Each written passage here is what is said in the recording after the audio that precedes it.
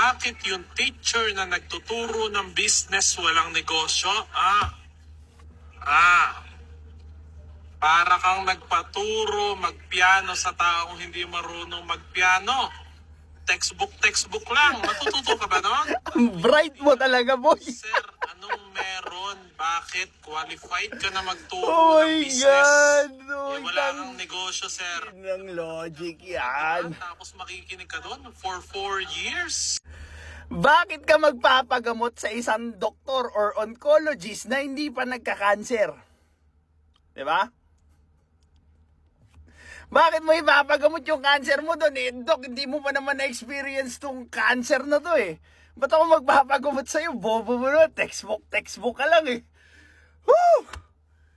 Fucking, oh my God. And you revere this kind of, oh my God. God save the Philippines, boy.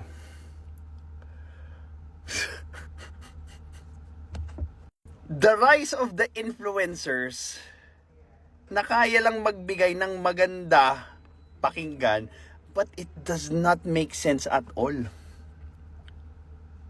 Madali lang nguyain pero walang sustansya, basura yung laman.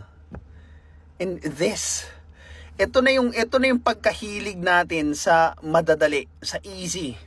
Easy money, easy way out, easy solution, band-aid solution. Ito na. We are producing these kinds of influencers that are influencing the next generation. Nakikita nyo ba kung anong value yung pinopromote niya? Fine. Kung wala kang pang-college, that is fine. But you do not get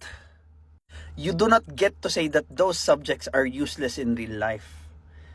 Because hindi porket hindi mo alam gamitin, hindi mo alam kung paano gumagana, wala na itong silbi. Para ka kasing unggoy na binigyan ka ng computer at hindi mo alam kung paano gagamitin. Tapos ngayon, ipagkakalat mo, sisiraan mo yung computer. Wala naman silbi yan eh. Tapos you are going to question yung mga nagtuturo sa business na wala kang karapatan magturo dito dahil wala ka naman negosyo. What kind of logic is that?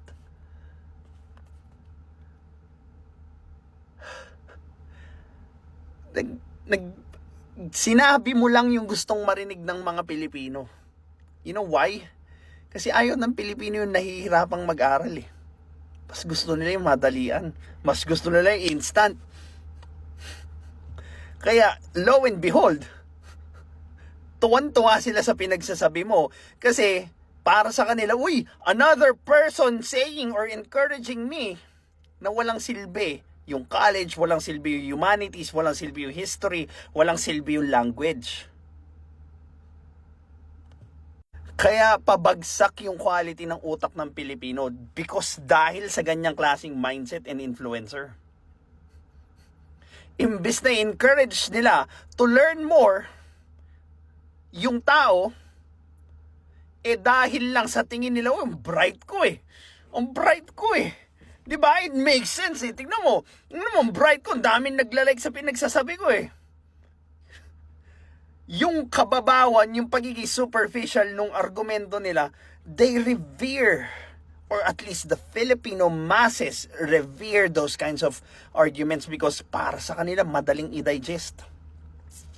Ba't sila manonood kila Kayo? Ba't sila manonood kila Atty. Libay? Nanghirap intindihin na mga pinagsasabi ng mga yan eh. Doon tayo sa madali, doon tayo sa madaling i-digest. Ganyan na yung mindset, kaya pababa yung klase ng citizens ng Pilipinas. Tapos dadagdag pa yung mga white na, tama yan, ibang tao yung kailangan kumilos para guminhawa ang buhay. Boom! At the expense of what? At the expense of the middle class and upper class putting in more effort para lang mabuhay yung mga mangmang na Pilipino.